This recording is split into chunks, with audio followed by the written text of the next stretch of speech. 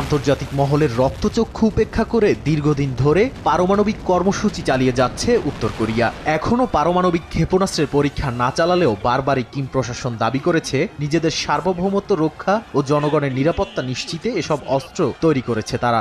এবার পারমাণবিক অস্ত্রের সম্ভাব্য ব্যবহার নিয়ে পিয়ংইয়ংকে সতর্ক করেছে সিউল।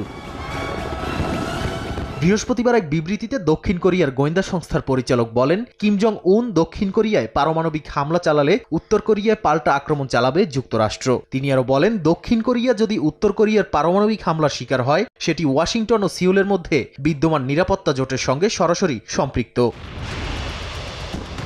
এদিকে দক্ষিণ কোরিয়ার এমন হুমকির পরপরই অন্তত 10টি ক্ষেপণাস্ত্র ছুঁড়েছে উত্তর কোরিয়া। রাজধানী পিয়ংইয়ংয়ের সুনান থেকে উত্তর পশ্চিম দিকে 10টি মাল্টি লঞ্চার ক্ষেপণাস্ত্র ছোড়ার কথা জানিয়েছে বিভিন্ন গণমাধ্যম। যদিও এ বিষয়ে বিস্তারিত কিছু